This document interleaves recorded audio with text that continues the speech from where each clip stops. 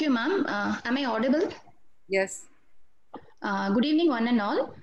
Today, I'm going to present on series of phacoemulsification in a small pupil eyes. What is small pupil is debatable. It can be either 2, 3, or 4 millimeter. And as since pupil size is relative, the judgment depends upon surgeon's experience, the biomechanical properties of the iris, and the intraop situation. My first case is moderately sized pupil around 5 millimeter with a soft cataract. My aim was to make an adequate sized rhexis slightly larger than the pupillary margin. A gentle hydrodissection is being done. The pupil size seemed to pretty hold well, so I decided to go with the stop and chop technique. The central space created by the trench helps me to hold the heminucleus, bring it to the center, and then do a vertical chop.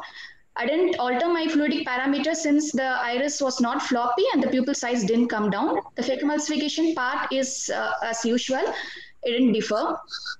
And while irrigation aspiration, I prefer a bimanual technique. The irrigation port helps me to retract the iris and to see the anterior leaflet in case of any difficulty. Once the irrigation aspiration is done, the IOL is placed in back. And this is a case of small pupil where the iris behaves normally. And though the pupil size comes down by 1 millimeter, the surgery can be done very safe without any pupil expansion device. The second case is moderately sized pupil around 5.5 millimeter, and the cataract is also soft. While injecting intracameral lignocaine, I noticed a little bit of billowing of the pupil, but the patient didn't have any history of treatment for BPH. The rhexis is aimed at the pupillary margin around 5.5 millimeter, and I completed it. The care should be taken during hydrodissection, and it was gentle because that is the first inciting event for the iris prolapse. But I didn't notice any, so I decided to continue without any pupil expansion device. On start of the phacoemulsification, I noticed peaking of the pupil and iris prolapse towards the side port. Once I divided the nucleus, I start noting the iris becoming floppy, prolapse, and there was a progressive meiosis.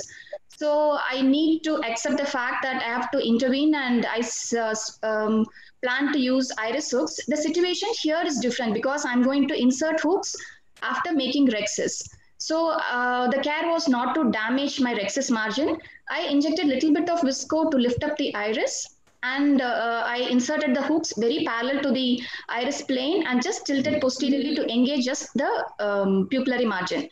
I did not overpull the iris hook so that even if I've accidentally caught the rhexis margin, I'm not going to damage it. Since already I had an heminucleus, my job was to just hold it and chop it. I reduced my parameters from 10 to 15% of the normal because I don't want a high fluidic current inside the anterior chamber. Throughout the surgery, my aim was to keep the phaco probe and the second instrument in the center, far away from the pupillary margin.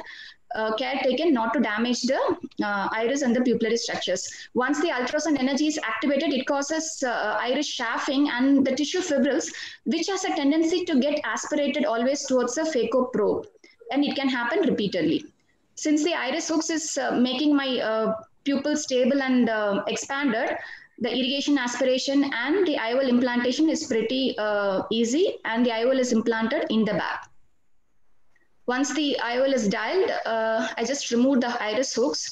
So taking just the extra care and spending the few minutes to insert the hooks made my surgery relatively easy, more importantly without any complications, not damaging the iris and the capsular structures. While doing visco wash, always care should be taken to note for a small epinuclear fragments which can be hid under the iris, and we have to remove it.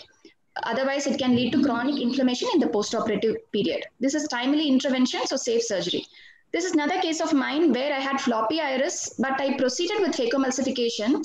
I removed an heminucleus in spite of the pupil was becoming small. The pupil became really 2 millimeter. Then I realized, then inserted hook. There was one heminucleus left. I just rotated and removed. After removing the heminucleus, there was a thick epinuclear sheet. While removing it, I noticed something abnormal. Yeah, I had a focal zonular dialysis.